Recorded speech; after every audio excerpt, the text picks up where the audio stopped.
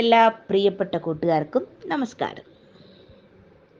നിമിഷയുടെ കുട്ടിക്കഥയായ യഥാർത്ഥ സൗഹൃദത്തിൻ്റെ ശക്തി കൂട്ടുകാർക്ക് വേണ്ടി അവതരിപ്പിക്കുന്നത് അനിത. യഥാർത്ഥ സൗഹൃദത്തിൻ്റെ ശക്തി. കക്കിക്കടവത്തുള്ള ചോലയിലാണ് പങ്കിത്തവളയും കുഞ്ഞൻ പാമ്പും ജീവിക്കുന്നത്. അവർ രണ്ടുപേരും വളരെ നല്ല കൂട്ടുകാരാണ്. പങ്കിത്തവള അല്പസ്വല്പം അഹങ്കാരിയാണ്, എന്നാൽ കുഞ്ഞൻ പാമ്പ് വളരെ നല്ല സ്വഭാവക്കാരനുമാണ്. അവർ തമ്മിൽ കളിക്കുമ്പോൾ ചോലയിലെ ആമ്പലിൻ്റെ ഇലയിൽ കയറാൻ ശ്രമിക്കും. പങ്കിത്തവള അനായാസം കയറിപ്പറ്റും. എന്നാൽ കുഞ്ഞൻ പാമ്പിന് അത് കഴിയുമായിരുന്നില്ല. കുഞ്ഞൻ കയറാൻ ശ്രമിക്കുമ്പോഴെല്ലാം ഇല കിടന്ന് ഉലയും. അപ്പോൾ നേരത്തെ ഇലയിൽ കയറിയിരുന്ന് ഗമ കാട്ടുന്ന പങ്കിത്തവളയും താഴെ വീഴും. പിന്നീട് പങ്കി കുഞ്ഞനെ ശകാരിക്കാൻ തുടങ്ങും. അപ്പോൾ കുഞ്ഞിന് വല്ലാത്ത വിഷമമാവും. തുടർന്ന് പങ്കിയോടൊത്ത് കളിക്കാനുള്ള ഉത്സാഹം തോന്നാറില്ലെങ്കിലും അവൻ ഇലയിൽ കയറാൻ ശ്രമിക്കാതെ മാറി നിന്ന് കളിക്കും.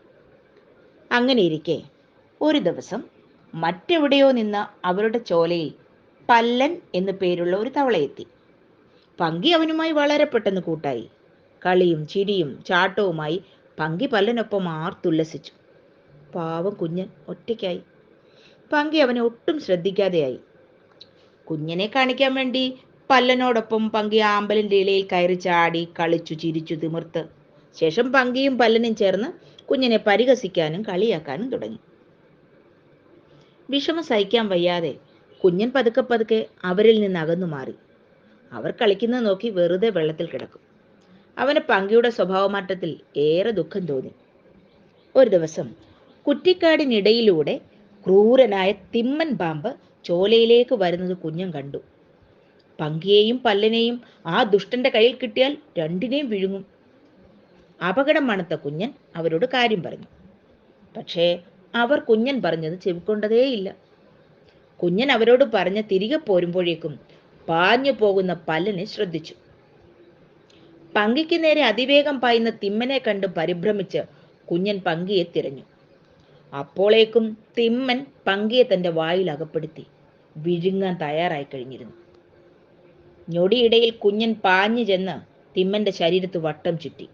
തിമ്മനെ ശ്വാസം മുട്ടിക്കാൻ ശ്രമിച്ചു. വേദന സഹിക്കാൻ വയ്യാതെ തിമ്മൻ വാ തുറന്നപ്പോൾ പങ്കി ചാടി രക്ഷപ്പെട്ടു. ദേഷ്യം കൊണ്ട് വിറച്ച തിമ്മൻ കുഞ്ഞന് നേരെ തിരിഞ്ഞെങ്കിലും കുഞ്ഞൻ തിമ്മന്റെ കണ്ണിൽ പെടാതെ വെള്ളത്തിനടിയിലേക്ക് ഊളിയിട്ട് രക്ഷപ്പെട്ടു. പങ്കിത്തവള കിലുകില വരച്ചുകൊണ്ട് കുഞ്ഞിൻ്റെ അരികിലേക്ക് വന്നു. തൻ്റെ തെറ്റുകൾക്ക് ക്ഷമ ചോദിച്ചു. അപ്പോൾ കുഞ്ഞൻ പറഞ്ഞു, നീ എനിക്ക് എപ്പോഴും നല്ല കൂട്ടുകാരിയാണ്. നിന്നോട് എനിക്ക് ഒരു ദേഷ്യവുമില്ല. കുഞ്ഞൻ്റെ വാക്കുകൾ കേട്ടപ്പോൾ കുറ്റബോധത്താൽ പങ്കിത്തവളെ ഓർത്തു. ഇവനെ ഞാൻ എത്രമാത്രം അപമാനിക്കുകയും കളിയാക്കുകയും ഒഴിവാക്കുകയും ചെയ്തു. പുതിയ കൂട്ടുകാരനെ കിട്ടിയപ്പോൾ കുഞ്ഞനെ ഞാൻ മറന്നു. ഇത്രയൊക്കെ ഞാൻ അവനോട് ചെയ്തിട്ടും എനിക്കൊരാപത്ത് വന്നപ്പോൾ എന്നെ കുഞ്ഞൻ രക്ഷിച്ചു. പക്ഷേ എൻ്റെ കൂടെ ഉണ്ടായിരുന്ന പല്ലനാവട്ടെ സ്വയം രക്ഷപ്പെടുകയും ചെയ്തു.